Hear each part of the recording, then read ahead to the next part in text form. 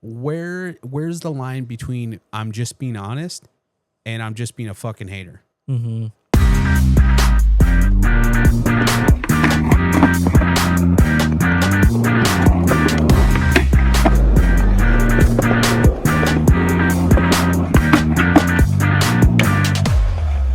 Bigspin Podcast, Fingerboard Podcast. Thanks so much for tuning back in. I am Chris.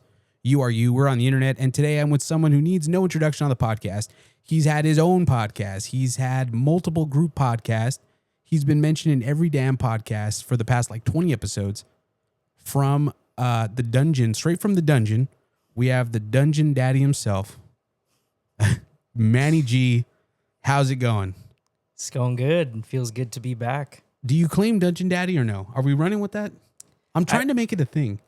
I think you're the only one trying to make it a thing for sure. Man. But I mean, it's gonna you can happen. Call me whatever you want. It's gonna happen, man. What do you prefer? Dungeon Master. Dungeon Master is actually crazy. Arguably more perverted.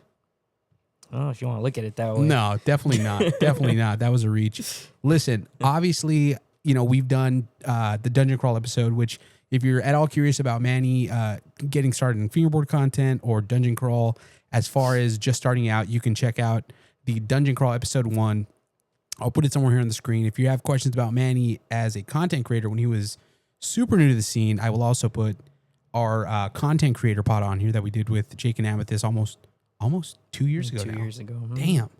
But but episode 2, and I think you're the first person to ever have an episode 2. Yeah, I think so. Dude, well, let's just jump straight into it. I want to get caught up. First off, congrats on everything. I feel like Dungeon Crawl over the past year, because we actually did your first solo pod, February, I think early February 2025. Mm-hmm. So we're damn near a year and 2 months. But I feel like it's been 5 years, because I feel like Dungeon Crawl's done everything. What's been the biggest shift or turning point for the brand recently? Because I feel like Dungeon Crawl, from when we talked about it, was in its infancy, and now it feels like such a massive brand. Thank you. Yeah, the last time I was on, I was just about to drop decks for the first time, Right. And now that I'm back on here, more than a year later, I'm starting season 2. Yeah. Is what I've been calling it. Yeah, and it's been crazy. I recently took a break from just doing dungeon crawl stuff overall, because I was dealing with health stuff, Right. mental health stuff, Right. and I'm just back at it. I feel like I'm at a good place as far as brand recognition goes, and Hell yeah. I've been getting a lot of DMs from people asking "Oh, when are the decks dropping?" So it feels good. I feel like I'm being received well again. Hell yeah. There you go. I mean, obviously, we won't dive too much into it, but yeah, I feel like you have been pretty open, in your stories and stuff like that about dealing with health stuff. Mm-hmm. How are we looking on that? How are we looking on that end? I know for a minute there it was, even with me, it was pretty bleak, but here we are. Yeah, no, both of us, man, we made it. Hey, we made it. We made it. Yeah, no, it was a lot of crazy stuff. I had a doctor's appointment every week for 3 months, it seems, and they couldn't find out what was wrong with me, and then eventually we found out, and then all of that turmoil, all of that became mental turmoil, and then I had to get my mental health evaluated, and I got some leads on that, and so now I'm medicated for my mental health, and my physical health is getting better. For sure. Less pain now. I'm just chilling. It's kind of crazy. All of this that happened feels so recently, but also feels like a long time ago. And Right. I'm here now, man. I feel good. I'm probably in the best place I've ever been mentally, I think. I would say. Mm-hmm. Congratulations on that. Yeah. People in my personal life, at work and stuff, they've been noticing it recently, and they're telling me hey, dude, you seem more bubbly and more present, and I'm yeah, because I am. Damn, dude. Hey, man. The meds are working. Not enough people talk about how your physical health can directly impact mental health. Even with the heart stuff, I think I was talking to you about it in private. It's after the heart stuff, it's even if I felt fine physically, mentally, I was still what is this feeling type thing? You know what I mean? So, well, listen, I'm glad that you're bubbly Manny. Yeah. All right. Let me ask you about this, because obviously I want to dive more into Dungeon Crawl and talk specifically about stuff you've done. But I obviously want to congratulate you. You recently announced that you're a writer for Which County Spellcasters. Oh, yeah. And I already know the answer to this question, but for those listening out on the internet, how long has that been in the works? I mean, this is something we talked about pod 1, and we just couldn't announce it. What was the purpose on waiting so long? Like, what's the backstory on you and Witch? Yeah, well, I mean, I feel like I touched on it like the last pod, but basically we hit it off very early into our like fingerboard journeys. Basically, Right. I think even the first day I ever posted a fingerboard video was like around the same week where he had his first drop ever. Hell yeah. And then we just kind of like, you know, our paths crossed at some point. Hell yeah. And everything that we've done has just clicked really. It's just, you know, like when you just like meet someone and you feel like I was meant to like kind of vibe with this person. Hell yeah. That's kind of how it's been with me and ET and even Jet. Like I feel like we're like the three musketeers.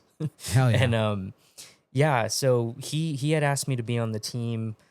Like it's something that he never really had to ask me. I just felt like I was part of the team. And then people would ask us all the time, or they would ask me like, yo, are you on the Witch team? Or, you know, ET, when are you going to put Manny on the team? And it's always been like this thing that we never really officially talked about. And until, you know, one day he kind of mentioned like, yeah, dude, you're basically on the team, but you know, we're going to put out the announcement when it's ready. And then after a while, we kind of never talked about it. And then he texted me officially and was like, hey, dude, like, I just wanted to text you, have it in writing. Like, I would love for you to be on the team. And, you know, we can work on an announcement. Hell yeah. And then, you know, there was supposed to be the Witch full length video, which was the original plan to put out the announcement. Right. You had a whole thing filmed for that. Yeah, basically. Right. And the thing is, you know, ET went through some like personal, like life stuff that was really heavy on him. And so that kind of just didn't work out. And also all that footage that we had filmed for that had to be scrapped because I got so much better at fingerboarding. That's an understatement. Yeah. That's an understatement. And that's not even like taking a shot at you. That's when you, I mean, because even now, like sitting here now, how long have you been fingerboarding? Like 2 years. I was about to say 2 years. And when you look at your clips now compared to when you first started posting, it's like, it feels like the progression is 5, 6, 7 years and 2 years. Yeah, no, for real. Yeah. And it's funny because it's all documented.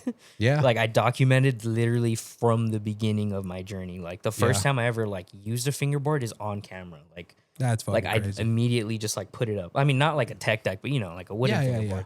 Yeah. And I started posting from the beginning, and the whole, if you go back to like my first video, I literally said, I'm doing this to document my progress in fingerboarding. Like that was the original I love that goal. And then, you know, it kind of just branched out into a million different things, but yeah, so all, you know, I had that crazy progression as a fingerboarder, and then looking back at that footage that we had got, like ET straight up told me one day, he's like, I don't mean this as disrespect, bro, but like those clips were ass. Like no, like, and I'm like, yeah, it's true, because they were. You gotta have boys that are gonna tell you that shit. Yeah, you know what I mean. Yeah, like you gotta have those like close friends that are gonna look at you and be like, "You're not taking that, are you?" Yeah, you know what I mean. Yeah, and I've always been self-aware. Even back then, I'm just like, you know, I'd see my friends fingerboarding, and then I'm fingerboarding, and I'm just like, we're just not at the same level. I almost felt like imposter syndrome because I even got put on the deli team really early, and I was just like, looking at my deli announcement, I'm like, bro, like I can't believe this was hard posted. Like this is kind of cringe, but. Hey, shout out Sydney, man. Shout out Sydney. He saw the vision. He did. He's like, I need to let this guy cook. He's gonna eventually be good. He's gonna be a fucking goat. And then you and Sydney though. Now, I mean, obviously we'll get into it more, but like that relationship, aside from even the ET relationship, that's like, that's a whole other. It's a huge part of my brand too. Like, he helps me a lot behind the scenes, with like ordering some of my products even. So it's just, me and him, we're always just talking about like our brands and what our next moves are, and we're helping each other out, and that relationship's really cool. But back to the witch stuff, so once like his life was like, you know, getting at a better spot where he felt like, you know, we can start working on this, I got my health stuff that came in like right after that.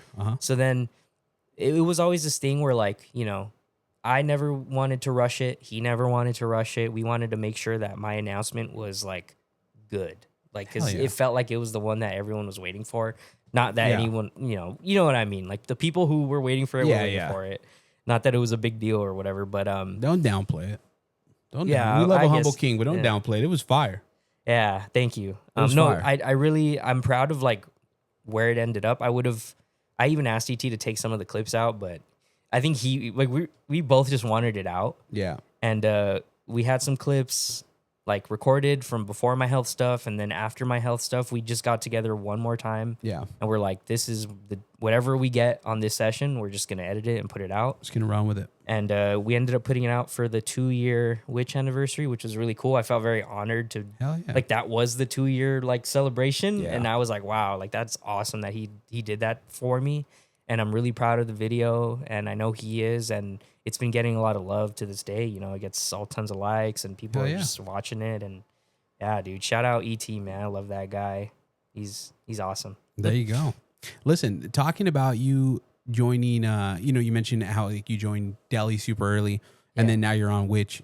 Eventually, I assume with the natural progression of things, we'll get like a Manny Pro model with Witch down the line, obviously. Maybe. Being a quote-unquote fingerboard influencer, do you feel like you have to almost try harder for your video parts and your fingerboarding to kind of offset the naysayers that'll just look at someone like me or you or, any influencer and just kind of say like, they got a pro model because they have a big platform? Yeah, I mean, that was my feeling, like, especially with the Delhi announcement. It was very clear that, I guess to me, it was like, oh, I'm on this team because, Sydney's getting some sort of value out of me being on the team. Did you just hear that explosion? That was crazy.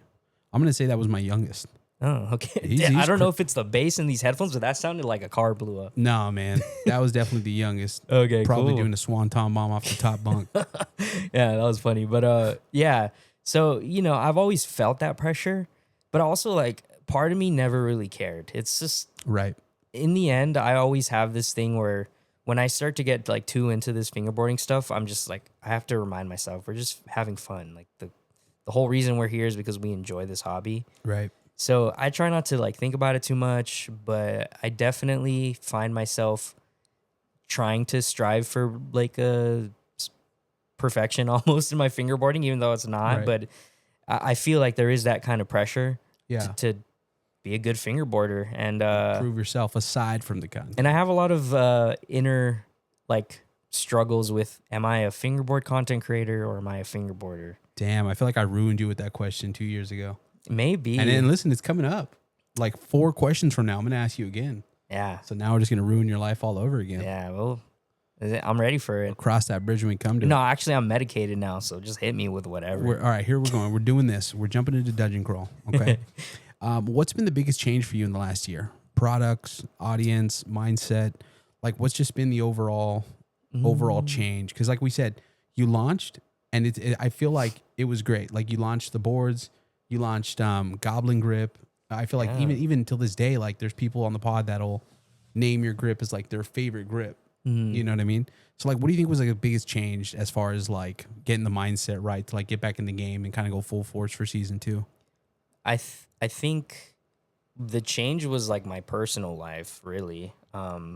When I started it, I mean, just to put this out there, I have ADHD, and the reason I started the brand was just, it kind of started as an ADHD hyperfixation. And it's just like, I want to learn how to make boards and I want to learn how to make obstacles. Like you just get hyperfixated on doing things. Right. And I felt like that was the big push into like starting the brand. And once I went through all my health stuff and I got medicated for that, my whole view of deck making and my brand has changed, and it feels like I'm more passionate about it, and I'm not just doing it for that like dopamine rush. Right. It's just more of like, oh, I want to make this cool thing and I want to make them right. And I'm really, at the beginning of the brand, I didn't enjoy making decks. Like I hated the process so much, but I was still doing it. Right. And I think it was that dopamine rush of like, oh, people are using my decks and like they're the enjoying finished them. Product. Yeah. But now it's like I take my time with it. I'm faster at making them, but I'm better at making them. And I'm very proud of the product. And that's what's that's the shift. Like, I have a healthier relationship with the brand. Yeah. And I'm putting out something I'm very proud of. Hell yeah. As you should. I mean, the decks, we'll get there, but I mean, the decks are fire. Yeah, I mean, you could tell. I mean, it's just like tons of people are just fucking with Dungeon Crawl decks. Thank you. You know what I mean? Let me ask you this: in the past, year and a half that you've been doing the brand, what is something that you learned the hard way? Oof.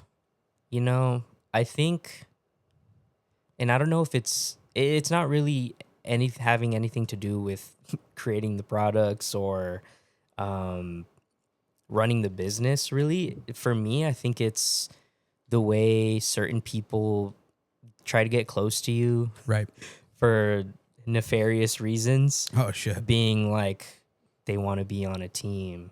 And a lot of people make it very clear and they try to vocalize, these are the only boards I'm using. This is the only tape I'm using. And this, and then they do that for a certain amount. Everyone has, 2 weeks, a couple months. And then when you're not giving them the response or the love that they're expecting, right, they move on to the next. Yeah. And that's been a little like tough for me to like kind of comprehend, because now when someone tells me like, oh, your boards are so good, I'm just like, do you really think that? Or are you trying to butter me up? Right. And that's something I feel like people don't really talk about too often. Right. Yeah. People want something from you when you're a deck maker. I don't think it should be that way. There you go. Kind of tying into that a little bit though, I'm sure now that you're further into the brand, do you get a lot of those sponsor me, give me a free deck messages? I do. I feel like the Manny G page gets more of those, because I feel like that. I can't even look in my DMs on TikTok. Yeah. Every I'm not joking. Every message is asking me for a board. Every message. Yeah, I want to know who normalized doing that. Like, why do the kids think that that's like a normal thing to do? I don't think, like, looking back, me as a kid, I don't remember ever asking a stranger for something for free. I think the internet just makes it so easy. Yeah. Because on my page, you have like, there's an option to click email, which I shouldn't even be saying this because now people are going to do it. But that email goes straight to my damn phone. And, I'll get emails sometimes of people being like, hey, man, like, I sent you 4 of my edits and you didn't open them. And, if you can like them and share them, I'm really trying to grow my page. And it's like, big dog, that's not the way to do it. Yeah, I get that a lot, dude. And I do get that on the Dungeon Crawl page where it's I just, show some love on this. And it's like, the show some love is crazy. I don't know. It rubs me the wrong way. And it seems a little like disingenuous. I just don't, I don't know. It rubs me the wrong way. And it's not the way to go. Right. I think we should normalize brand owners looking like for their writers and not it being the other way around. I've told so many people, and I know that's not the answer they want to hear, but I've told so many people, when you're ready, and I'm not talking just tricks, right? Because there's guys out there that do like the gnarliest, craziest, fucking just craziest tricks. Mm-hmm. I'm sorry, I don't care who is weirded out by this, but you have to have like the total package. You have to be a good fingerboarder. You have to have some sort of platform. Mm-hmm. And anyone who says you don't, it's like, bro, like fingerboard, like you run a small business. You know what I mean? Like, you're not doing this for free. Like, your time is valuable. Yeah. So you need to have some sort of platform to where you can turn yourself into sales. You know what I mean? To add value to the brand. I feel like that's what most brands are looking for. Obviously, they want someone who's going to add value, make content, 100%. Help them sell their product. But I feel like a broken record a lot, because I've talked about this a million times on my story, on YouTube, on everywhere. It's like, at the end of the day, everyone's looking for something different in a writer. Some people are just going to put their homies on. Some people are going to put just rippers on. Some people are going to put content creators on. And like, at the end of the day, there's no right way to go about this. There's no blueprint for this. Right. And I think, everyone just needs to chill, just have fun. The sponsorships will find you if it was meant for you. Hey, but another thing that you mentioned earlier and just kind of ties into this is you got to be self-aware. Yes. You have to be self-aware. There's a lot of people that'll DM me and say like, hey man, like I'm really trying to get sponsored. You can check out my clips. And we check out the clips and it's like, big dog, you're not there, man. Hey, and there's nothing wrong with not being there. There's not. You know what I mean? Because we're all at some point not there. You know what I mean? Yeah. But and self-awareness. Going back to my deli thing, like the value that I was bringing Sydney was I was making videos and I was talking highly about his product, and people were watching my videos, and it's like you put so many people on the deli. Oh yeah, you put me on the deli. I get that a lot. Yeah, and Sydney, he tells me all the time. He's like, you put on for the trucks, man. And I'm like, yeah. I mean, love Sydney. Yeah, he's awesome. But yeah, I had some sort of value, and you know, I eventually got better at fingerboarding. I'm not saying like I'm insane, but you know, I can hold my own now, you know? 100%. Yeah, exactly. So it worked out for both of us. There you go, man. See, there you go. I mean, and think about this. How boring would it be to be the best fingerboarder ever? Nah, it'd be terrible. It'd be terrible. I mean, then you could just do everything, and it's like, come on, what are you chasing at that point? Yeah. And hey, man. Hey, at the end of the day, too, it's always what you want to get out of your fingerboarding. You don't have to be a ripper. You could just be a guy who can do kickflips really good, or you can be the guy who fingerboards very realistically. That's even better to me, you know? Yeah, so, you could be the guy that can't nollie hill after 5 years. Yeah, I think I know who you're talking about. Me too. Let's not talk about it. Let's talk about collaborations. You've had a couple in the past year that stand out to me just because there's some super well established brands. Obviously, you've done trucks with Sydney. Mm-hmm. You've done the Dungeon Crawl trucks with the what was it, the Spiderweb? Spiderweb. And then you did the Blood Splat ones. Yep. Can we expect, or were those just like a one-off, or is there plans? We've never in the pipeline. I mean, I think I could just hit up Sydney and tell him like, hey, I want more, or I want a different design, and he would do it because that's just we're cool like that. Yeah. And Sydney's the man. We just haven't talked about it. I think I would definitely want to do something different. We had a few different like options for what I wanted to do, and we just ended up with that because it just felt fitting. And yeah, I mean, we'll see in the future, I guess. How did the blue wheels collab come about? Oh, the chains. Yeah, that was really cool. I mean, I was using blue wheels almost exclusively. I really enjoyed them.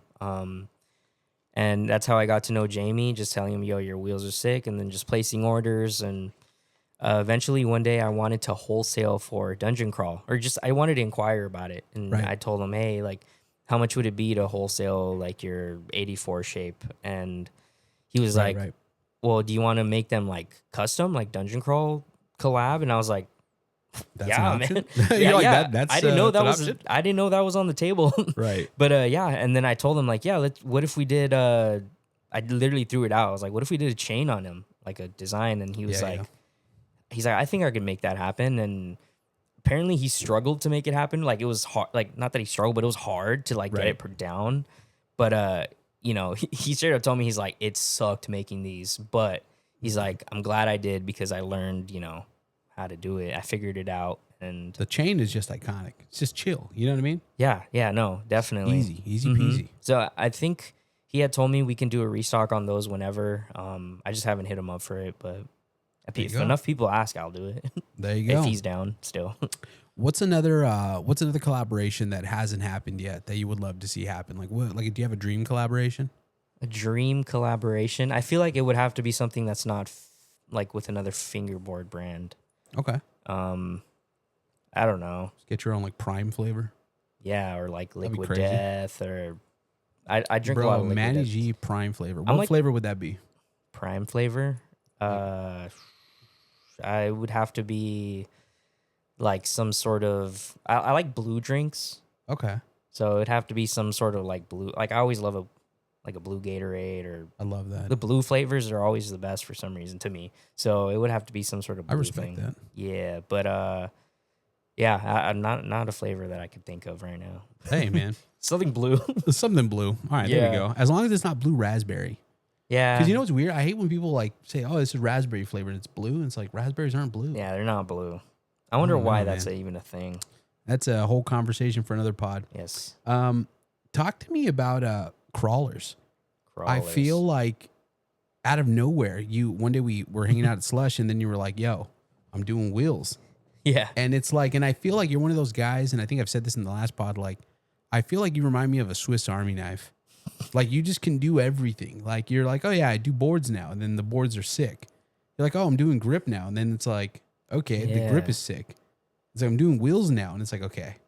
Then you're posting, you're cooking up, like, pressure cooking wheels, and it's like, bro, what's going on with crawlers? Because you dropped the crawlers, and then I felt like I dropped them once. Yeah, I was about to say. I felt like it was like I sold like 4 pairs, and I did give out a bunch to like homies to test out. Right. I think it always does like roll back to the ADHD. Okay. It was just me wanting to figure out wheels, and then I figured them out. Like I got like 95% there. Okay. I was having an issue where 1 out of every like 10 pairs would have, or 10 sets would have like some sort of bearing slip issue. Okay. So that I didn't feel comfortable fully putting them out. And then also they're just really boring to make, like just sitting there in my garage pouring, and like I don't get anything out of that.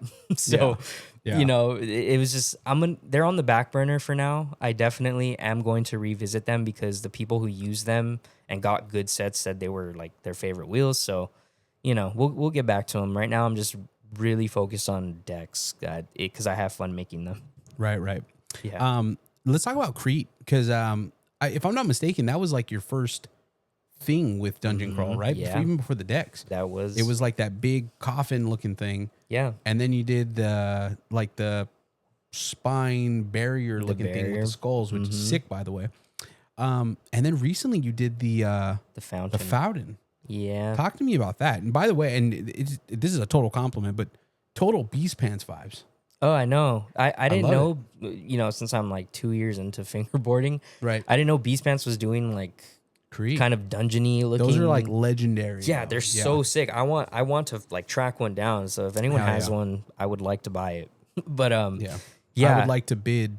Yeah, I would like to try and outbid Manny. I'll trade you my car for it. Yeah, just cut this part out. Cut out where Manny said he wanted. I know, right? Where I wanted.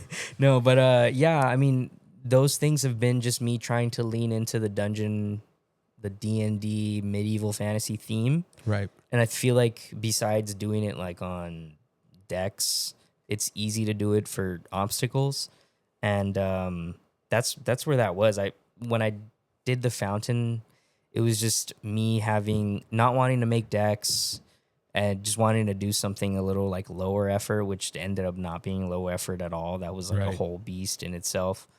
But and that was like like me having health issues, so that just added to the whole problem. It was like the 2 weeks that I spent making those fountains were like 2 of the worst weeks of my life, dude. Yeah. And I love how you I think it was your story, you put like a huge emphasis on like how you pack them. Yeah. Oh yeah. I love that, dude. Yeah. There's so much we can talk about when it comes to fucking shitty Crete shipping. It's not hard to use your brain is all I want to say. Hey, man.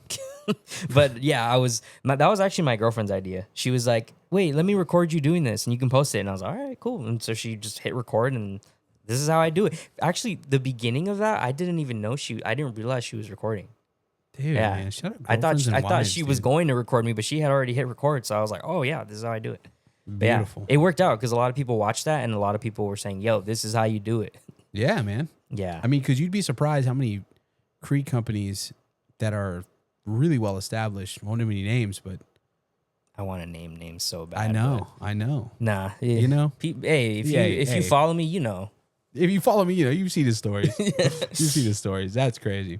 Let me ask you about this. How do you keep Dungeon Crawl, feeling fresh and different from other brands? So essentially, this ties into like the bigger overarching question that we'll get to about like oversaturation and stuff. Mm-hmm. But how do you keep Dungeon Crawl feeling very like its own? You know what I mean? And not just like reusing the same like tactics other companies have used and stuff like that. How do you do that? Well, I think the easiest way to do that in general is to pick a theme and just lean into it. Like when people see my products, you can tell there's like an overall aesthetic, there's an overall theme that I'm sticking to, which is medieval fantasy. And I do get that compliment a lot. It's like, oh, the branding is so on point. And it's like, well, yeah, because I picked a theme and I've just been running with it and sticking to the theme. Like as much as I would like to, move away from the theme sometimes, I almost started a ghost company recently. And just to get away from it? Yeah, just to have that creative freedom. Right. But I figured I'm not going to add a whole other company to worry about. That's a lot. That's a lot. The new mold that I put out was actually supposed to be for the ghost company. And at the end, I was like, you know what, this mold is so good. I don't want, I don't want it to be its own thing. So I'm just gonna might as well put it on Dungeon Crawl. And even though it feels like you're putting yourself in a box by like having a theme, right? In the end, that's how you're gonna keep people, because if someone likes D&D or medieval fantasy, they're gonna keep buying from you. No, 100%. When you talk about D&D and stuff like that, which is obviously super apparent to like your brand, do you ever get? And this kind of ties into a question from the internet. Someone wanted to know if you would ever do a like a spoof on the Stranger Things logo graphic. Nah. Do you ever feel like the I mean, because I'm sure you get them, the comparisons to like your brand to Stranger Things. Is that ever like something that crossed your mind? Does it bother you at all? Or well, I've only watched the first season of Stranger Things ever. Like I enjoyed it when I watched it. Right. And then I never watched season 2, and then at that point, like I just fell behind, and I'm like, I'm not gonna watch this. But I hear about the D&D. Obviously, the whole story it revolves around them being D&D kids. Yeah. But I get that a lot. Like people mention it, like, oh, you gonna do Stranger Things? I'm just like, I like D&D. I don't like Stranger Things. Okay, there you go. We have a picture of a poster of 11 right here. Oh, I didn't even notice that. Yeah, there you go. And well, let's do this. Talk to me about season 2. What we can expect. Obviously, new graphics, any new products that you can talk about. I can actually. What are we doing? I don't know when. Actually, my drop is tomorrow. The first season 2 drop, and I'm releasing a product which I could talk about because by this the time drops tomorrow. Oh, there you go. There you go. So what are we dropping? We're dropping dice wax. So damn. I've seen this. Yeah, I sent you the video. Yeah, so it's a set of dice. It comes in a tin, but it's skate wax or fingerboard wax. And yeah, I for some reason wax is like really hard to make. At least I struggled with getting the right formula. Right. I've been working on this. It's been an idea since day one of Dungeon Crawl. Like I came up with the name and I was like, I can do dice wax. That would be so sick. Never got around to it. Yeah, the whole brand has been like, I have like a list of 20 like products that I'm eventually going to touch on. Right. It's just finding the time. Right. But dice wax was like the first thing I thought of. Finally got around to, making molds and, researching how to make skate wax like a good way, not the way that I used to, like going to the dollar store and buying those Mexican candles. No, dude. Yeah. There is, I won't name any names, but there is somebody. I don't think they did it anymore, but it was like a week or two. They were promoting their new wax company on Instagram, and they hit me up and they asked if they could send me some. And I'm not fucking with you. It was Vaseline sticks from the Dollar Tree. Just took the stickers off and we're slapping on a sticker of their brand. And yeah, I think I have one in my pocket. Like it's legitimately like straight up just Vaseline. That's crazy. Hey man, I can appreciate the hustle, I guess. Yeah. I had to hit it with the I guess. Yeah. You know what I mean? I guess. So that it took me a while to get the formula right. I think I got it to a good spot where I feel like it's good. I was actually at the LA River DIY, and some guy recognized me from the video. He went because he saw my video. Yeah. And he's like, oh, thanks for burning the spot, by the way. I know, man. God forbid someone burns out a spot that's you can see from the freeway driving by. Hey, man. Anyways. Yeah, so the guy, he recognized me, and then I showed him the wax because I was there taking videos of it. And he was using one of the ledges there, and he's like, oh, did you put your wax on this? This is so, like, smooth. And I was like, yeah, that's the wax. So I got my confirmation there. For, like, good month, every single day, I was, like, pouring wax, and I ran out of obstacles to, like, test them on. Right. So I was going to like my front yard, like out on the sidewalk, and I was just like waxing the curb and like fingerboarding on it. My neighbors probably thought I was insane because this was all happening like at 11 o'clock. And God damn. Yeah, but so the wax is coming out. I'm doing a soft launch for the season. Do we have a name, like a specific name? That's just the Dungeon Crawl Dice Wax set. There you go, man. You can't always get creative with the names. Hey, man. I like it. So it comes in a tin. You can just put it in your pocket. You don't have to worry about it getting all messy. That's the whole reason why I included a tin. And it feels good. I mean, I'm going to do different colors, and it's just going to be one of those things that I just make once in a while and make them available. Yeah. I love that. Before we move on from Dungeon Crawl, someone wanted to know, question from the internet here. When are you going to restock the deck shields? Yeah, those, I have a love-hate relationship with those because it feels like everyone wants them when they're not available. Right. And when I put them out, no one buys them.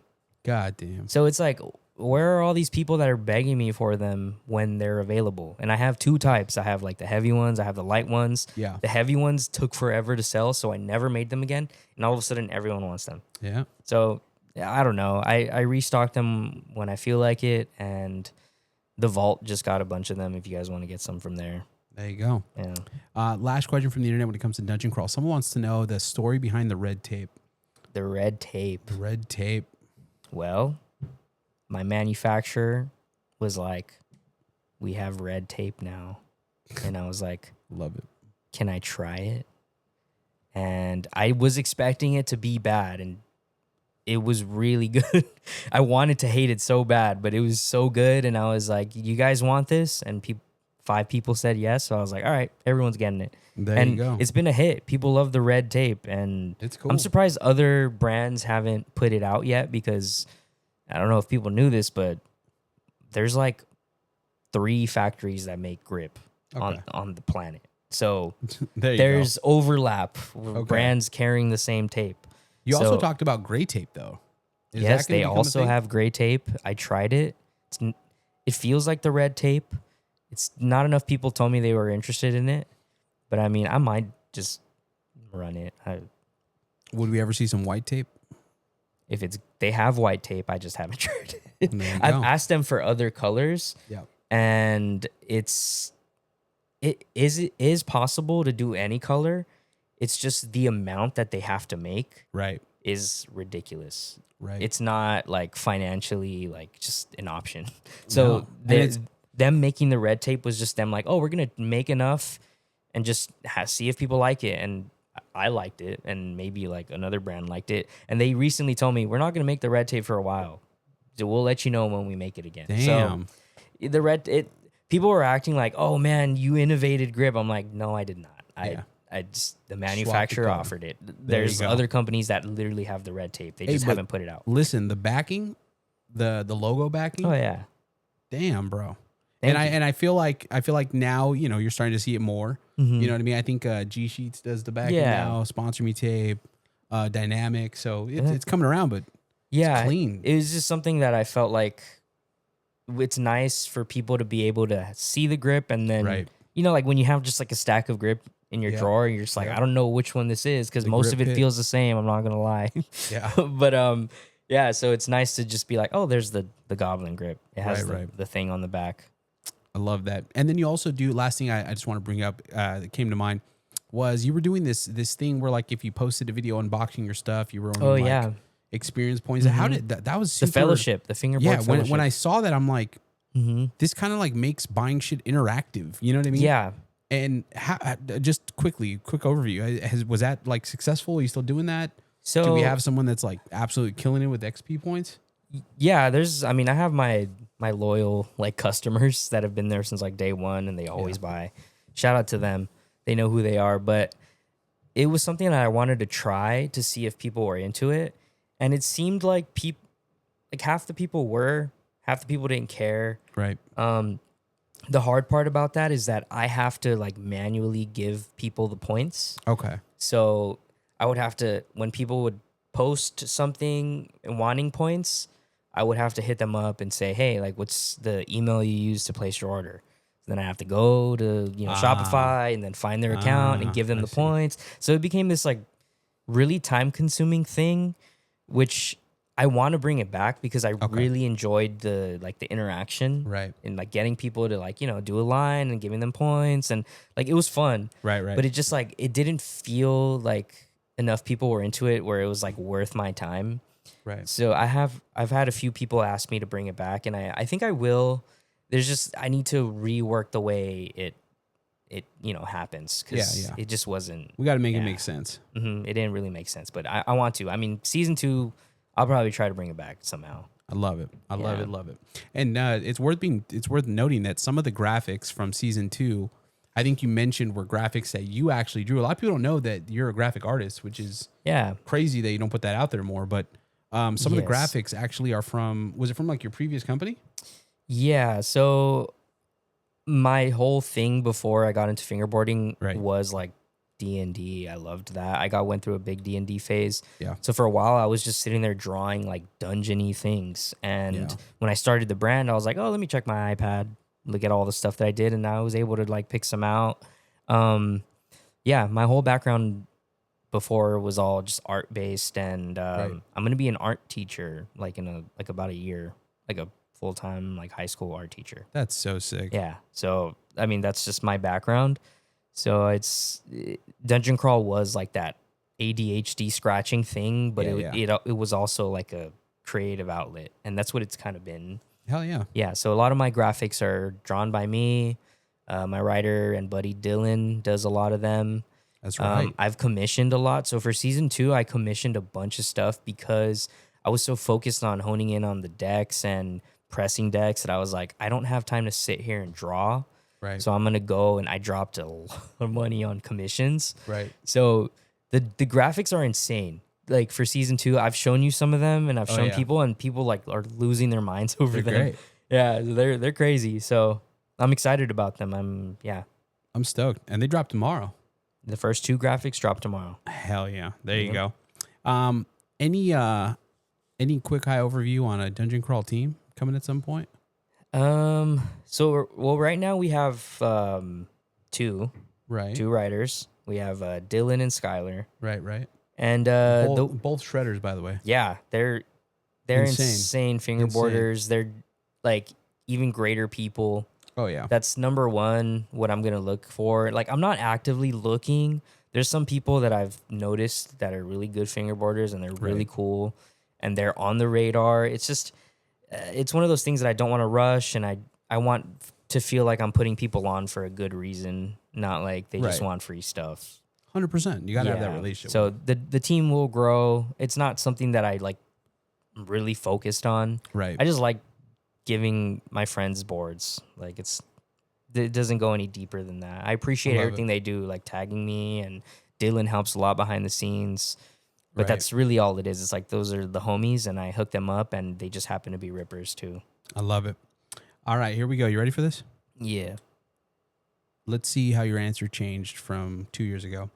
Do you think, transitioning to fingerboard content side of things, do you think you are a fingerboarder who makes content, or would you say you're more of a content creator who fingerboards?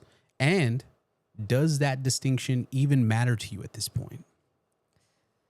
So, like I mentioned earlier, it's something that I battle with. Not that it really matters. Like, it genuinely does not matter. But it's just one thing, because I get called different things. Right. Or I get, like, people see me a certain way because I post content. And it's something that I notice, and it's something that I'm just not going to brush off, because obviously it gets mentioned and I get vibes from people. Right. And people write you off right away because you make cringe videos or whatever. But hey, when they need something, they're the first ones to message you. First ones to reach out. I'm just telling you. But yes, is that a piece of the red tape that I'm noticing right there? It might be. That's so funny. It might be.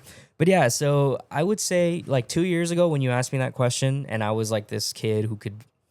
I was 28, by the way. I was about to say. Yeah. I was just the new guy on the block who could barely like kickflip on a fingerboard, but I was just good at yapping, which is how I ended up there. Right. I said I was a content creator who fingerboards, because that's what it was. The videos were the driving force on me, like getting better at fingerboarding and just the whole process. But now 2 years later, I definitely am in the hobby for just the love of the game. Yeah. I consider myself a fingerboarder who creates content once in a while, which kind of is the vibe I give off, I feel, because I'm not posting every day. But back then, when you asked me that, I was posting every day. Yeah, it was super consistent. Yeah, so it's just something that it's the first hobby that I've ever had that has stuck the way it has. Yeah.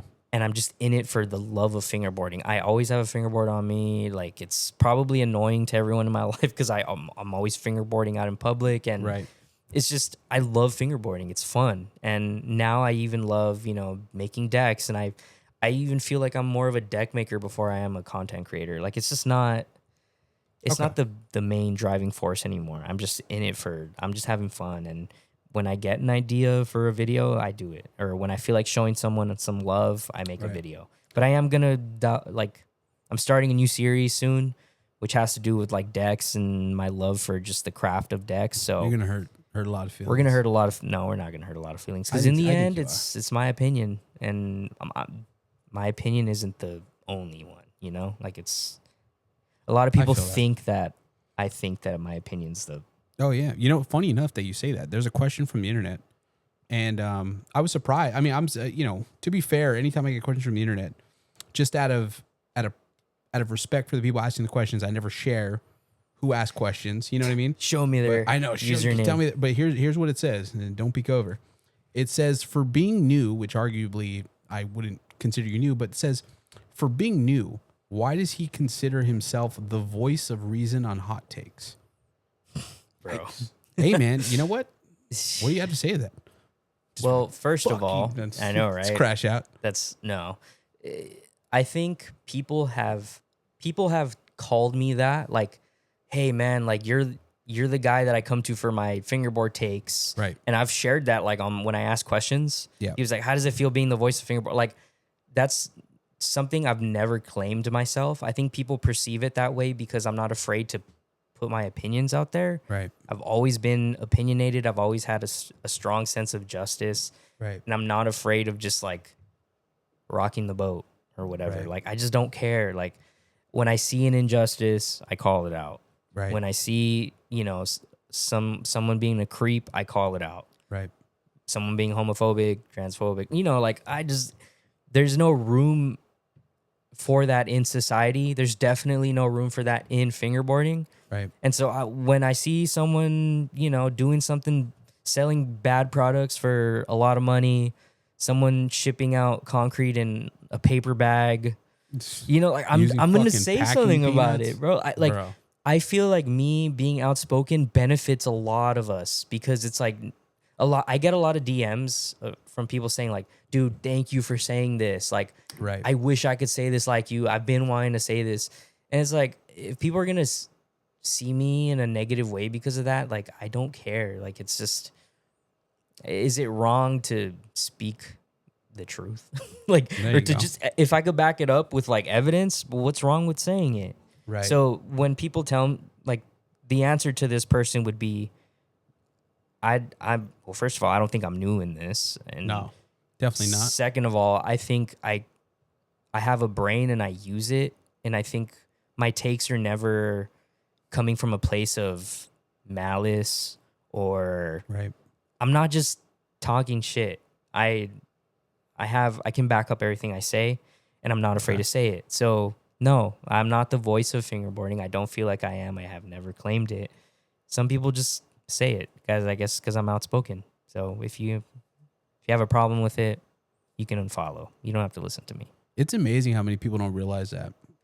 Yeah. You know what I mean? I'll get comments, like sideways comments on my videos, and like I click on their page, it says follow back, and I'm like, big dog.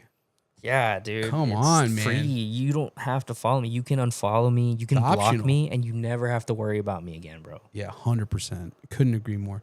Let me ask you, we're talking about like voice of like hot takes and stuff. And you're saying that you've never claimed to be that. What about people or brands that have claimed to be the voice of fingerboarding or the voice of the culture? Any thoughts on that? Bro.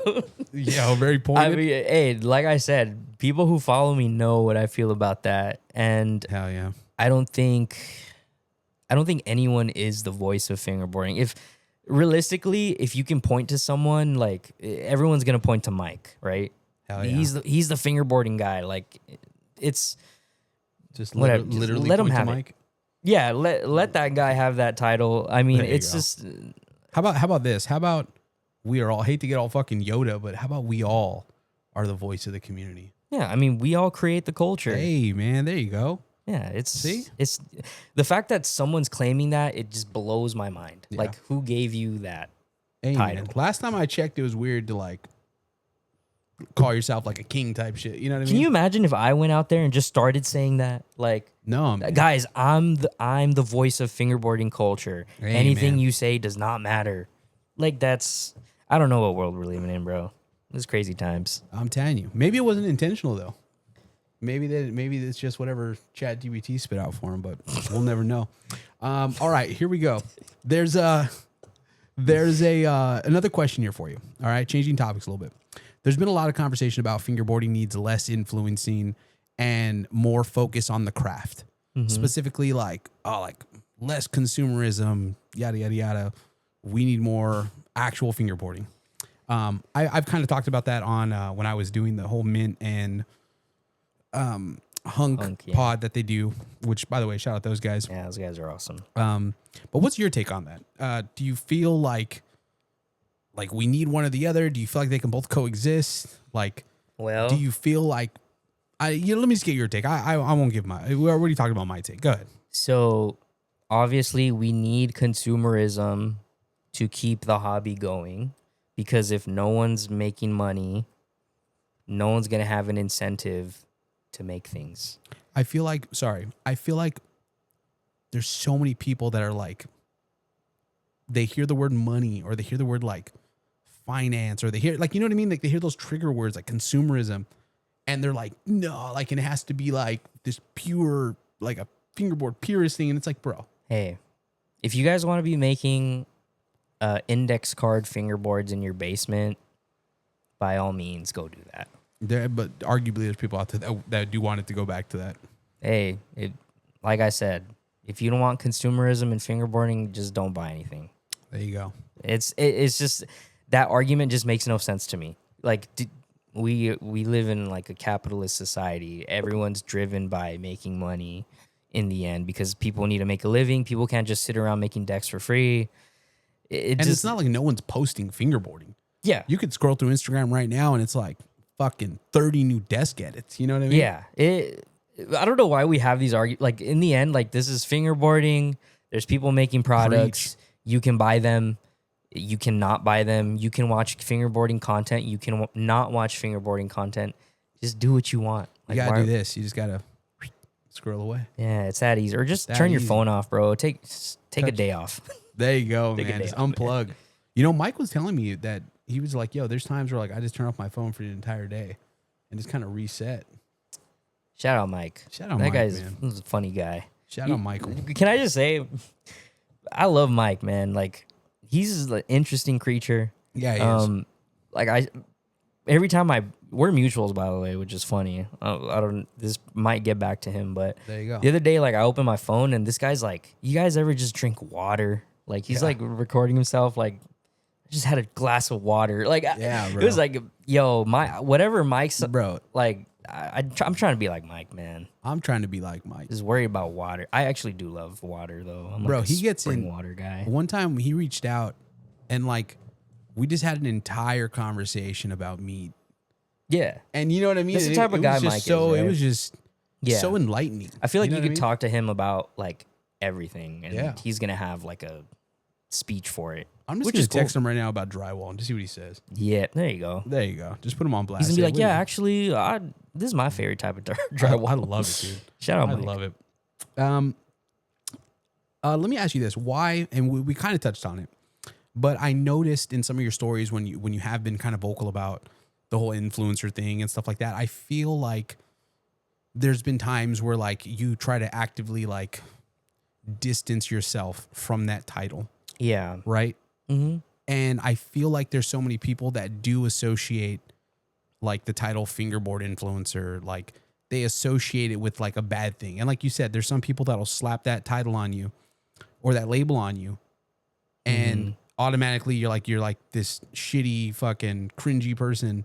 Like I can't tell you how many people, and we've talked in private about this, but I can't tell you how many people like have never met me, but will actively be like, I don't like that guy. Yeah. Based on 60-second videos. Like I can't think of anything more cringy than that. Yeah. But let me ask. So the question is this. Why do you think influencers get so much like shit? Well, number one, and I think no one ever wants to say this because admitting it makes you seem like you think you're cool, but it's like I think they're jealous. Like realistically, the only guys that I've ever seen crying about an influencer being cringe, about whatever, why is this influencer sponsored? It's because like they're not getting love on their fried clips. Like realistically, like for me, I never consume fingerboard content really. Like there's a few people I can watch fingerboard. There's a few people I can watch make fingerboard content. Like I've said the list. Like I think it was on my close friends, but it's like I can watch you, I can watch Mint, I can watch Hunk, I can watch Annie, the homie Ryan, and Leah of TP Decks. Like that's about it. I don't think I missed anyone, but and as far as like fingerboarding goes, I can watch a few people. I can watch like whatever, my riders, my friend, like some of my friends. But it's like if you're just posting clips, you're not going to get as much love and engagement as someone who's doing something like we do sometimes where there's like a hook to the video. Right. The formula is meant for it to get views for the most part. So it's and they don't realize that it's not just fingerboarders viewing our shit. It's like the general public. Yeah. So like if you're just music and you're just spamming tricks, the average person scrolling on their For You page is not going to stop for that. They're not. But if you kind of say like, oh, like this $150 mini skateboard, you know what I mean? That's going to, even if someone doesn't fingerboard, that's going to make someone stop. But yeah. Go ahead. Yeah. So it's just the fact that they see the engagement and they see that they're not getting engagement. I think automatically it just builds this like jealousy. And, at the end of the day, like, bro, the whole fingerboarding community, whatever, they benefit from the stuff that, you and I do. We've talked about that. Yes. It's just like, whatever, man. Haters are going to hate. It's like, if you're mad about, I literally said this verbatim last time. If you're mad about it, do something about it. Like, it's crazy that there's a lot of people that will hate on influencers and all this stuff, right? But then they will have their own Instagram and they post edits. And it's like, what makes what I do any different than what you do? Like, are you not posting for validation from people? Yeah, you could keep it in your phone. Yeah. If that's your whole thing. So I don't know. It's a weird topic. And I hate that we have to talk about things like this because it's like, why can't everyone just be normal? Why can't everyone just, if you don't like fingerboard influencers, hey man, don't take it so personally, man. Oh, 100%. Like, why, like there are, bro. I think I talked about this in the last pod. There was some guy who was like, I genuinely hate your guts. And it's like, what? I mean, first off, dude was Canadian. I didn't even know Canadians were capable of hating people. Right. You know what I mean? Hey, he might be the only one. Shout out that guy. Whatever he's going through, man. I'm not your problem. You know what I mean? Figure it out. And I apologize for whatever you're going through. Yeah. And I've slowly learned that over time. I remember like the first pod I was on with you, I was like, sometimes I go goblin mode and I just like argue back, which I do. Remember that. I do that a lot. Bro, the foreshadowing. Goblin. Yeah, that's crazy. Dude, we didn't even know. But think about that. But yeah, it's just like sometimes I feed into it because it entertains me because it's like sometimes you're able to talk to them so much that they realize how like dumb they're being. Right. Like, wait, what am I doing here? Like hating, to this random guy over like a fingerboard. Like 100%. You can take people that way, and they eventually will even just follow you and be like, "Yo, you know what? I don't even know why I was tripping on you." I've had that happen. I've twice. Met people in person that are like, "Oh man, like you're like way different in person." It's like, no shit. Yeah. No shit, guy. Like I am not fucking always just talking a mile a minute in 60-second videos. You know what I mean? It's the internet, dog. Fingerboard finds like out in public. Like it's not how that works, bro. Like it's crazy. Yeah. It's the fact that we have to explain this. Yeah. Like it's crazy. Hey, but going back to like what you had said, like why was I distancing myself from that?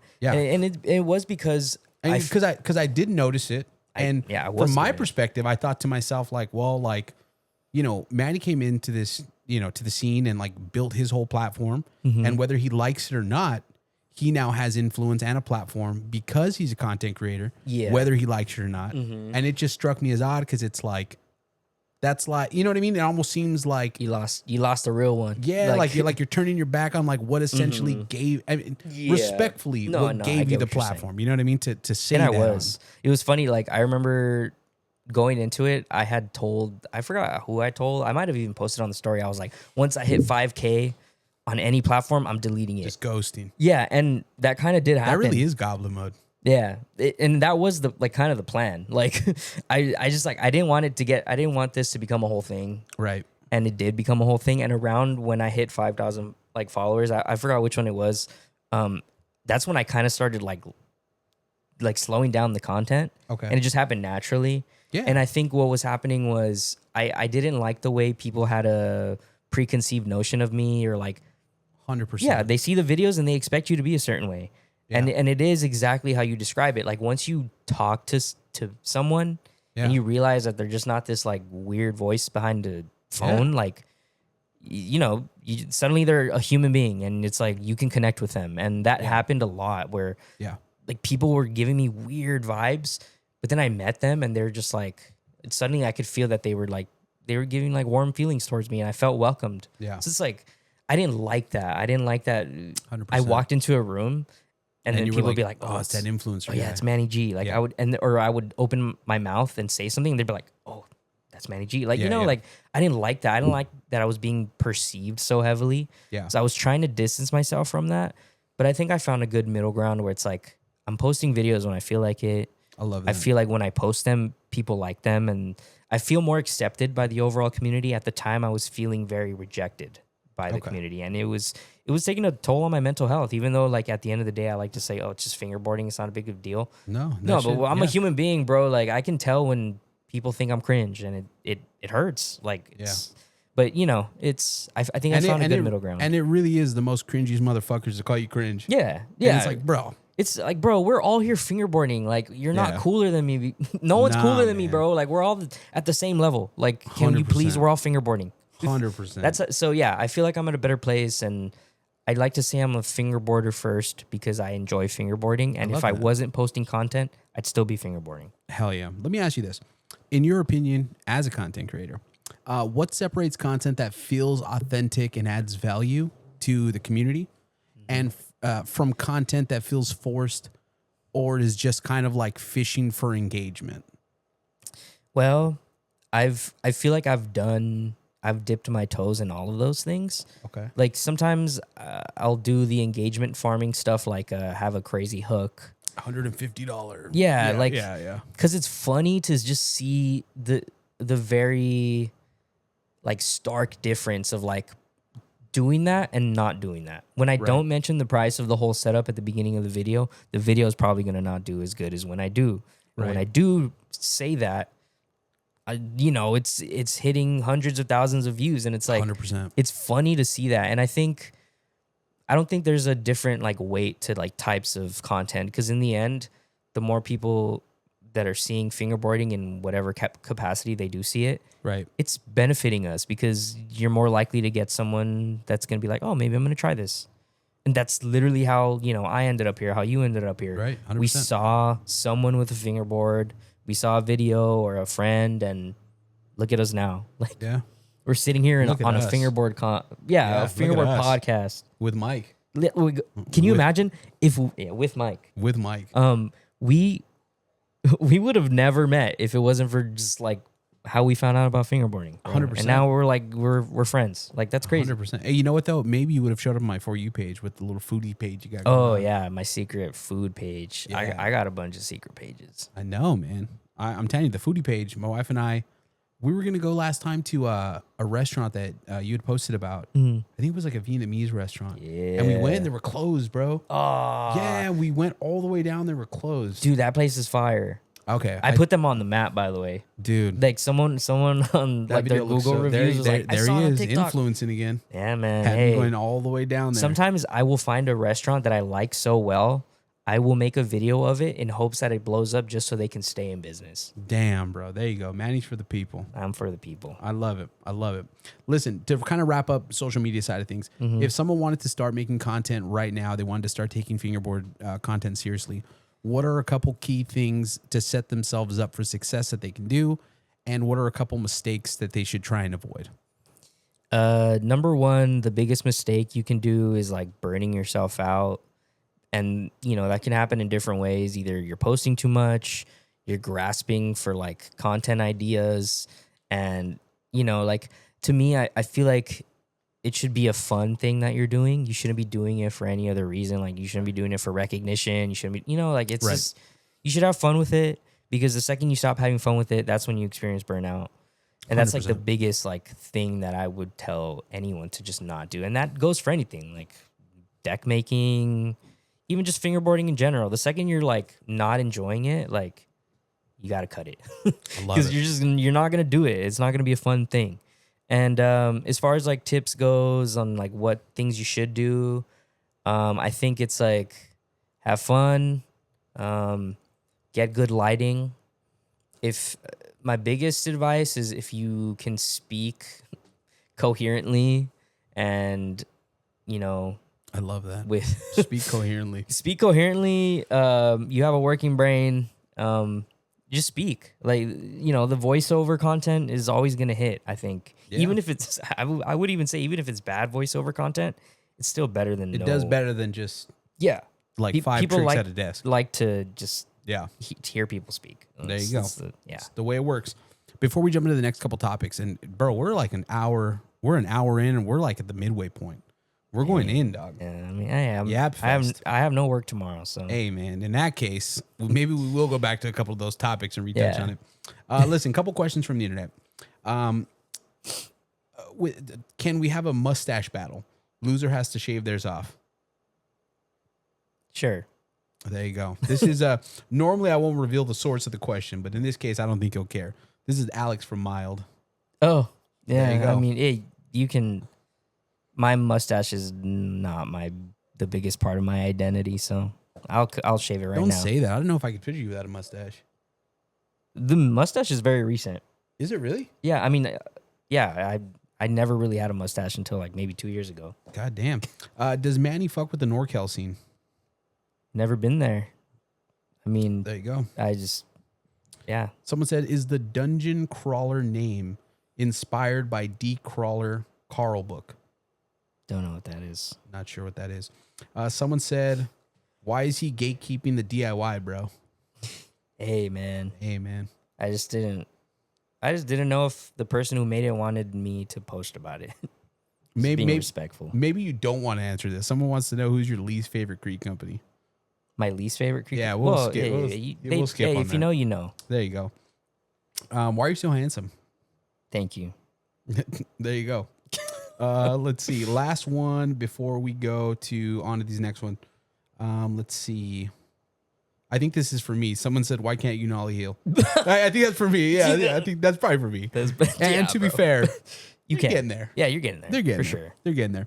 All right, here we go. This is the that was crazy. Yeah, I wasn't expecting that. I gotta fucking read through some of these questions. Hey, man. Gave yourself a shot, bro. Like, there you go. I love it. Here we go. Board making and craftsmanship. Here we go. What separates, I feel like you're going to be stoked on these questions. What separates a high quality board from a poorly made one in your eyes? Give me like the top 2 red flags. When you're looking at a board, give me those 2 red flags. The first thing I do, always, no matter what, any deck, everyone has seen me do this. I'll get a deck and I'll literally just look at the rounding. Like, that's the first thing I do. There you go. And I can tell you within like a millisecond, like this person knows what they're doing or they don't. Okay. That's like the biggest thing, the rounding. And then I would say just the overall like lacquer job is always very telling. Yeah. Some people don't know how to lacquer. No, man. Some people will have boards that look like shiny, like acrylic. Yeah, that doesn't look good either. Yeah, there's a good middle, like lacquering and rounding gives it away for me all the time. There you go. What are some common mistakes you see newer deck makers consistently making across the board? Dude, it's not even new deck makers. Damn. There's people in the game, bro. You're about to get in some deep shit, man. I am. It is what it is. There's people that still razor tail their kicks on purpose. Like, yikes. Like they just sand the heck out of the ends. And if you look at any decent like fingerboard, like they don't look like that. And so I think that's the biggest mistake is like taking it off the shaper and not bringing those little awkward ends in and rounding them. Right. They're either sanding it too much or they're just taking it off the shaper and selling it that way. It doesn't work that way. Okay. Why do you think some of these bigger brands like have such shitty like quality control? Well, that can go both like two different ways, I feel. Do you feel like they just not notice after all this time, or do you think they just don't care? I think some people are grandfathered in, where it's like they started when fingerboarding, there weren't that many fingerboard brands around. Okay. And so people have just like, it's like, I don't want to name a name, but it's like, it's that brand, you know? Yeah. It's that brand. And, you know, people, they've always associated that brand with fingerboarding. So it's like, I'm going to keep supporting them, which is fine. Yeah. But I think there's enough really good deck makers around where people should like know what a good deck should look like. Right. And I don't think there's an excuse to just put out bad quality decks for the, you know, where fingerboarding's at right now. There's no excuse for it. I feel. So I don't know. And then some people just can't keep up with demand, which I get overwhelmed too. But at that point, it's like when I get overwhelmed, I'm like, I'm not going to make decks for a little bit. Okay. Yeah. Makes sense.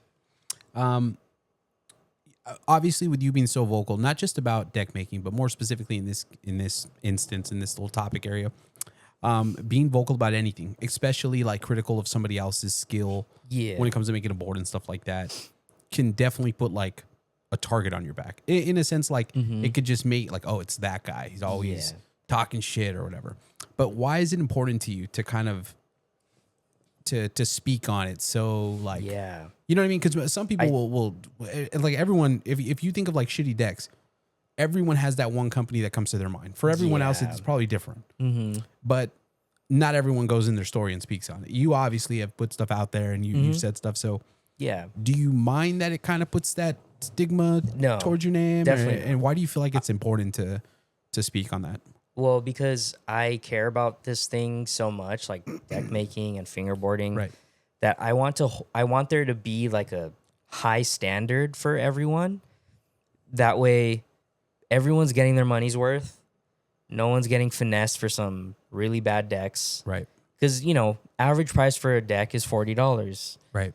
If you're spending $40 on a little skateboard, it should be done right. Yeah. And I don't think there's an excuse. There's no reason to sell bad things for $40. You know what I'm saying? Like, so me being vocal about it, it might come off as like I'm calling people out, but I think it's more of me wanting to normalize holding brands to a high standard. Like in what other industry are bad products normalized? Like it's not a thing. And I understand these are handmade things, and I understand that everyone does things a little differently, and there's a little, you know, everyone has their style.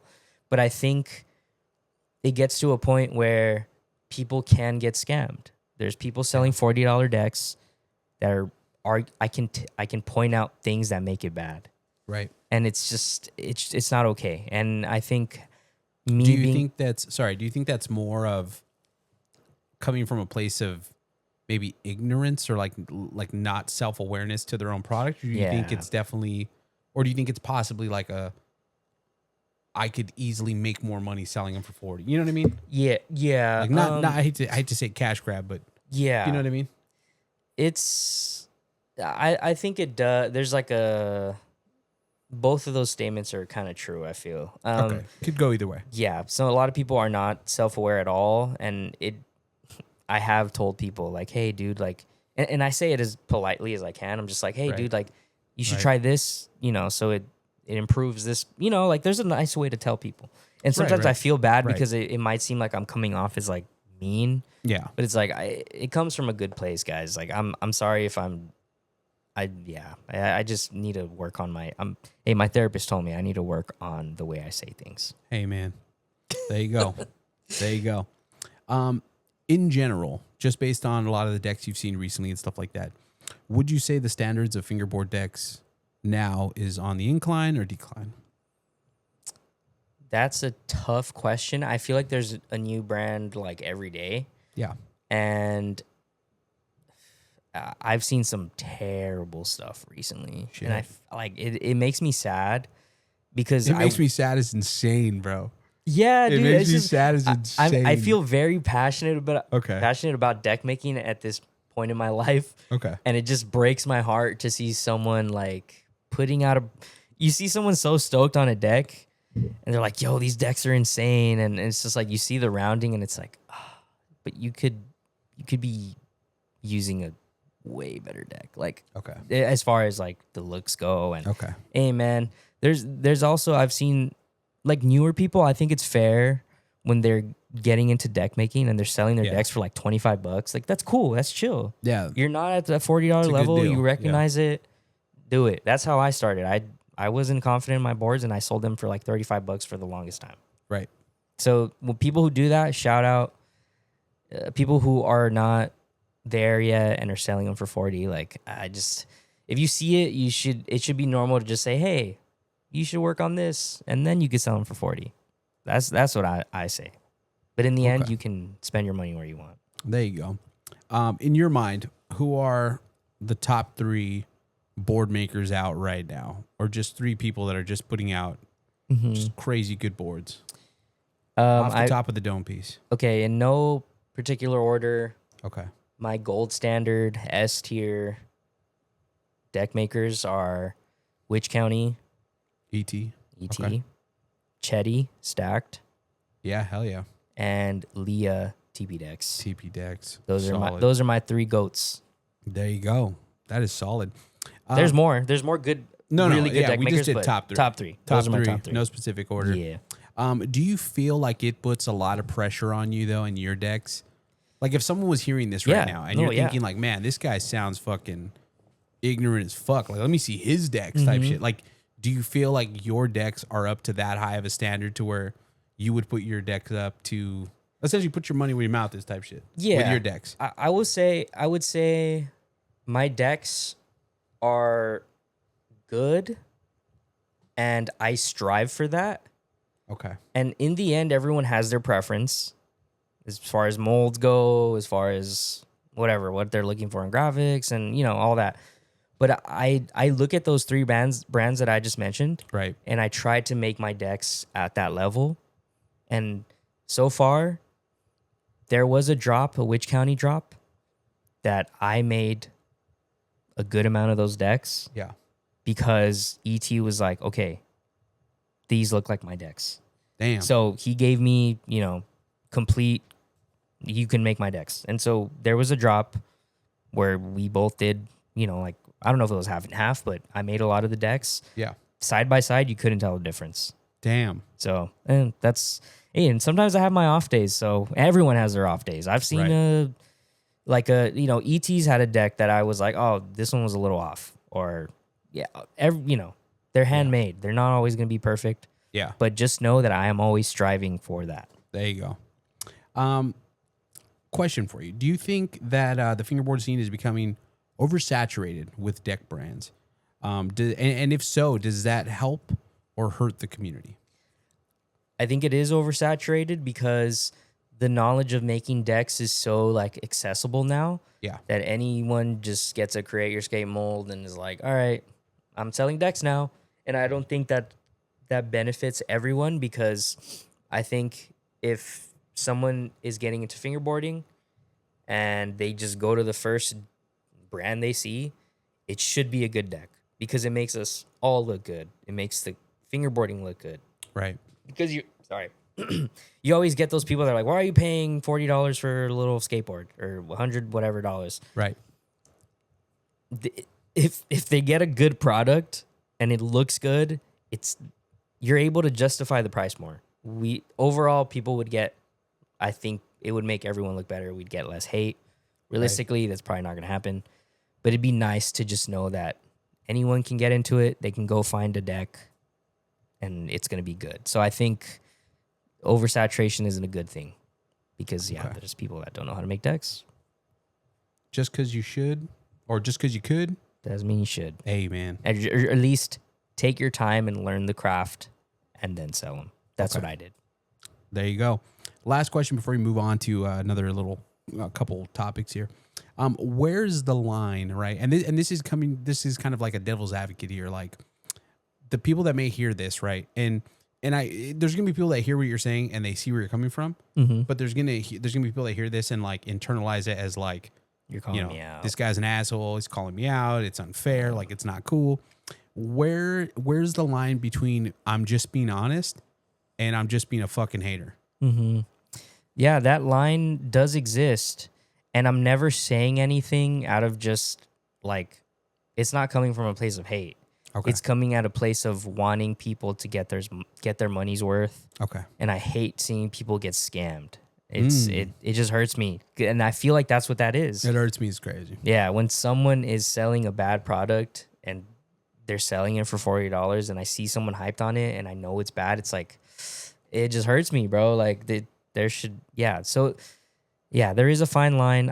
I personally don't think it's coming from a place of hate or whatever. But if you're perceiving it that way, like, I apologize. Like, I genuinely do. It's just, if the boot fits. Go ahead. Like, hey, you said that. Man. I'm just saying, man. No, no. We talked about being self-aware. Yeah. Right.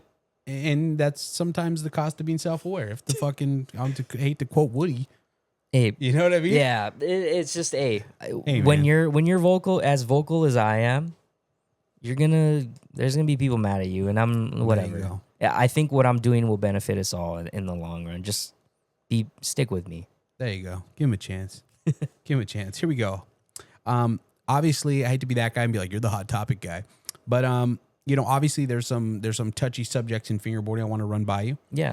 And as we slowly kind of wrap it up here, let me just rattle some off here for you. What's your take on AI art and just AI in general when it comes to fingerboarding, fingerboard brands, deck graphics, fucking intro songs? You know what I mean? What do we? Yeah.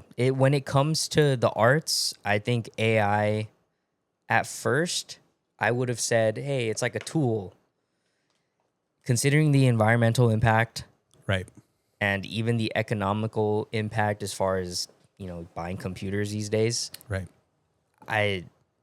I want nothing to do with it anymore. Like, it's just, I think it got past that point where it's just unethical in general, because AI art is like art theft in the end. And I even, people probably remember I made an edit that had like AI like videos, and I did a promo for Dungeon Crawl that had AI generated videos. Damn. And that was just more of like a fun experiment. Like, it wasn't meant to be like serious. I wasn't selling a product that was AI. It was just like, oh, like, what can I do with this cool little tool? I've recently, I took those down because I'm like, it doesn't align with me now, because like I said, it just got to that point where AI is just unethical. Right. I don't think it belongs in fingerboarding art, especially. Okay. Yeah. Okay. Draw your own graphics or pay someone to do it. Hey, man, there you go. What's something people in the scene are scared to say out loud but needs to be said? Damn. There's a lot. First one that comes to mind. Oof. What needs to be said, but people don't say it? If anything needs to be said. Or have you already said it on the pod? No, it's more of, I think the biggest thing that comes to mind is you should not feel like you can little bro someone in fingerboarding. I think that should not exist. We're all equally lame and corny. I agree. Yes. And just own it. I love it. I love it. There's been a lot of talk about SoCal fingerboarding slowing down or struggling or not being an inviting place, or just however you want to word it, right? In your opinion, tell me about West Coast fingerboarding and your experience of West Coast fingerboarding. West Coast fingerboarding it's sick, man. In my opinion, when I think of West Coast fingerboarding, like I immediately think of Slush Cult, because that's where it seems like we all like congregate, and we all hub every last Saturday of the month, which is this Saturday actually. Yeah. We all just meet there. We all vibe. It's so funny. Jet has said this to me. He's like, it seems like when everyone's apart, like on the internet, right, everyone's beefing and like being weird. But then when we're in person, everyone's like friends. Oh, 100%. So to me, like I think there's two parts of West Coast fingerboarding. There's like the online behind closed doors, and then there's the in-person. I love the in-person. I love it. Everyone's like having a good time fingerboarding. Sometimes the vibes are off with some people, whatever. We deal with it. We move on. But then like you go online and it's like it feels like it gets weird, and it's just not a good place. I like to separate the two, but overall I think West Coast fingerboarding in my opinion, I think the West Coast is putting out like the coolest stuff in fingerboarding. That's just me. You're gonna piss off. I don't care. You shouldn't have said that. I don't care who I pissed off. You could have talked up the West Coast without shitting on every other coast. No, I love all the coasts. I just think this, because I just want you to know that's gonna be clipped, and they're gonna be like, shout out, said this. do you fuck with me, FB? Yeah, I'm gonna be on there. Yeah, you'll love be you on guys. there real quick. No, but honestly, hey, keep the whole clip in, please. Do not let it roll. I love all the coasts of fingerboarding. I love fingerboarding. It's crazy. I love the coasts on other continents. I love the Midwest.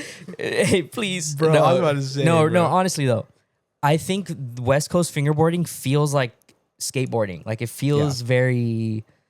It just feels like skateboarding, and I think that's cool. Granted, I've never been to the East Coast to a fingerboard. I've never been there in general, actually, but I've never been around them. I'm sure it's a different vibe. I know every scene has its own vibes. I can only speak on the West Coast because I've been there. I love West Coast fingerboarding. Shout out everyone that I see at Slush Cult. Hell yeah. For the most part, we're all homies. Hey, we try. We try. Hey, but shout out everyone, man. Hell yeah. There you go. West Coast to the best coast. Hey, whoa. They're going to clip that again. There you go. Clip it, bro. Hey, let me ask you. So this kind of ties in to the same question, right?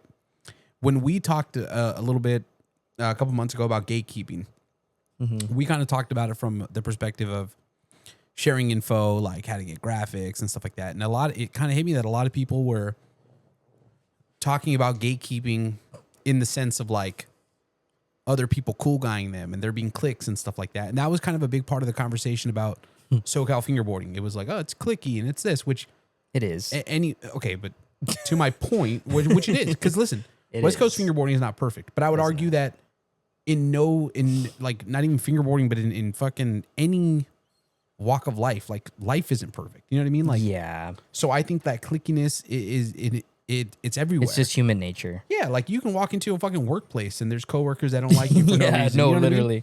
And so my question there is, when it comes to that kind of gatekeeping, do you feel like that's like a big issue in just SoCal?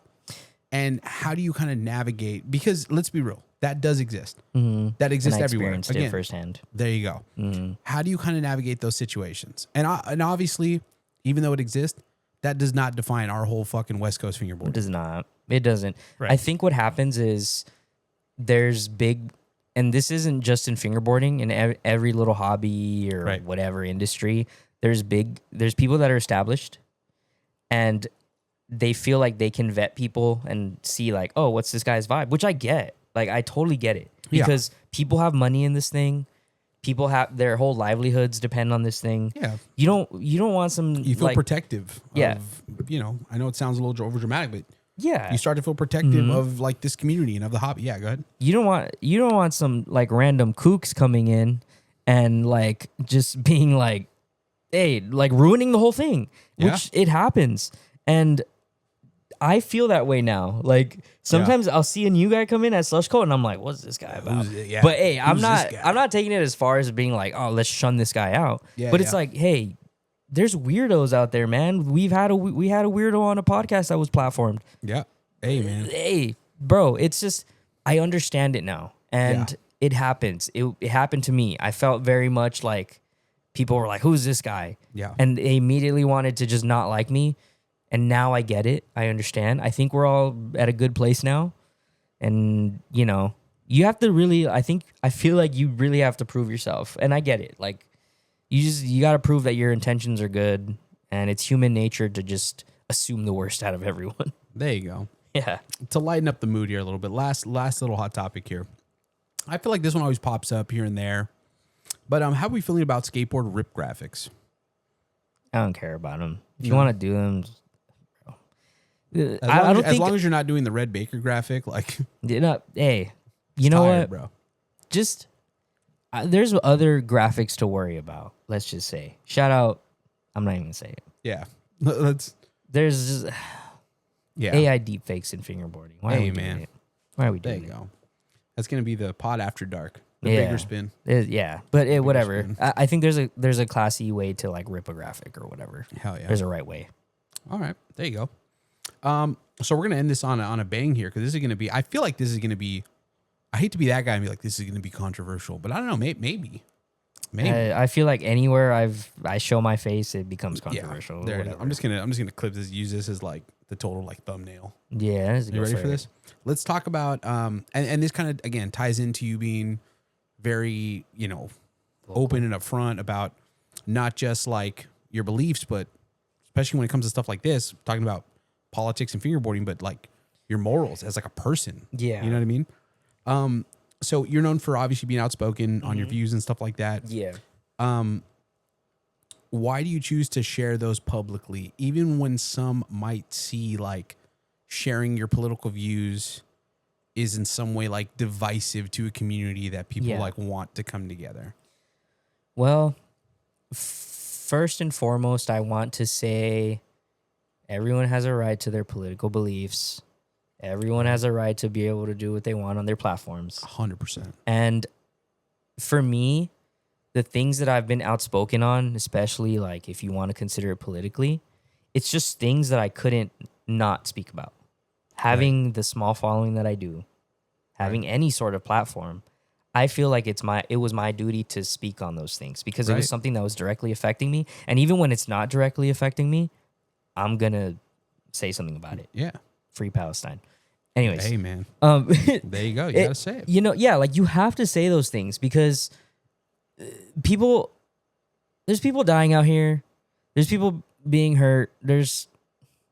I hate to make this political, but I'm like, there's fascism brewing around us and around the whole world. Yeah. And the more we want to ignore it, the more it becomes normalized. And at a certain point, some things are just not political. It's human rights. It's like your morality. I want to stick to my morals. Yeah. And if I can't do that on one of my platforms, then what the heck's the point of anything? 100%. So to me, it's like, yeah, you can be political. You have a right to be political, and I think politics exists in all spaces. And I think if you can back up your beliefs, then speak on them. That's just my feeling. And I've had to unfollow people who have shared their politics that I don't agree with. And you know what? It is what it is. I'm a still fingerboard. I'm just not going to be fingerboarding watching your stuff. Yeah, I feel like in a lot of ways, though, like a lot of the issues that we're dealing with, like as a nation right now and as people, it's like it kind of goes beyond politics. It does. And so it's like when I say I can understand people that want to keep it separate, it's not that I agree with them, but I can vaguely see why because some people will say like, oh, they use fingerboarding for an escape and from real life and however they want to word it. But I feel like a lot of the shit we're dealing with like goes beyond like red or blue. You know what I mean? It does. Well, yeah. I mean, I work with kids. Yeah. And I watch families get torn apart. I'm going to say something about it. I don't care if you're mad that I'm ruining your fingerboard immersion. Yeah, right. Like the thing is, when I see a political take that I don't agree with, my natural reaction always is to just want to be like, that's wrong. And the way that I feel like we should all be going about it is just, if you see something you don't like, unfollow and move on. That's the way I've been doing it. Right. I've had to unfollow people that I'm cool with, and it's no hard feelings. Most of the time, they're normal people. They were nothing but nice to me, but I just can't. I can't co-sign that, so I gotta leave. Yeah, it's nothing. It is what it is. Yeah. I could have gone. My natural reaction is to get messier about it. Yeah, that's just the way I am. Mode. And there's certain like topics and things that I'm just very passionate about, but it's like, hey, whatever. We're fingerboarding. I unfollow and I move on. Right. And that's what I got to say on that. There you go. Let's do this. What advice would you give someone who's joining the fingerboard scene, like right now, like just navigating it in general, online or in person? Just 2 or 3 pieces of advice, just to kind of get through that initial weirdness of joining a scene. You know what? No matter what, just have fun with it. The second it's not fun, like, you should take a step back. In the end, we all, like I said earlier, we're all here because we enjoy it. I'm sitting here on a random couch next to some random dude with Mike. with Mike. Jesus. Yeah, with Jesus Mike. Yeah, like all of this is happening because I enjoy fingerboarding, and I just followed the steps that led me here, and it was all because I was having fun along the way. And there's been rough times where fingerboarding has stressed me out. Like things involving fingerboarding have literally stressed me out. Right. And those are the times where I took a step back. And I hit the mic stand. But there you go. Yeah, I took a step back, which is what you should do. And, always have fun. That's the core to all of this. We're having fun. I love it. Yeah. Are you going to do any traveling this year for fingerboard? I got to be honest, I'm a little disappointed you're not going to Fingerboard Con. The reason I hit you up the other day is because so I'm hosting a bunch of like mini pods and stuff like that. And I was going to ask you to be on a panel. Dude, I would love to, but where I'm at right now in my life, right, there's other things that I need to focus on financially. Okay. And I need to be here rooted in my doing your thing. Yeah, my thing. And I was going to go. My girlfriend was even, telling me just go, but it's like it's not the right time for it. I definitely am going to try to make it out next year, and I want to travel for fingerboarding definitely, but right now I just can't. No, I feel you. Yeah, I'm gonna be feeling FOMO. I might even be offline those days. I trust me. FOMO's real, man. Everyone's hitting me up about Fast Fingers again because we went the year before, and like you said, like there's a lot of like adult stuff going on. Dude, we're all adults, and it's like even Christian's going. I don't know if he's announced. He's probably pissed that I put this out there, but he's going to the Philippines and doing a bunch of shows out there, or not shows, but a bunch of like events. Yeah, I want to go so bad. Yeah, and Jolene's like, make it like just go, like just do it, just make it happen. You know what I mean? But it's not that easy. It's that like adult brain that's like, yeah, no, maybe not. Yeah, it's not always in the cards, man. That's all I gotta say on that. I wish we could all just drop over doing and travel for our hobby, right? Yeah, there you go. Yeah. Let's end it with this. What's something you haven't done yet in fingerboarding or with Dungeon Crawl that you want to accomplish next, or at least by the end of the year? That's a really loaded question. There you go. I want to say, I don't know if this is like a Dungeon Crawl specific thing, but the last like 2 hours of what I just said probably does not make this look real or like sound good. Yeah, but I just want to be in a spot where people are cool with me as a person, and like I'm tired of all the weird vibes that you get from different angles and different people. It sucks. It drains the fun out of it. And I think by the end of the year, I hope that people see me in a different light, especially being on like platforms like this. Yeah. And hearing, although I may have crazy takes or, whatever. You're the hot takes guy. I'm the hot takes guy, apparently. Even though I'm like that, it's just, it all comes from a place of just wanting everyone to be better. Right. And I want to be friends with everybody except for a few.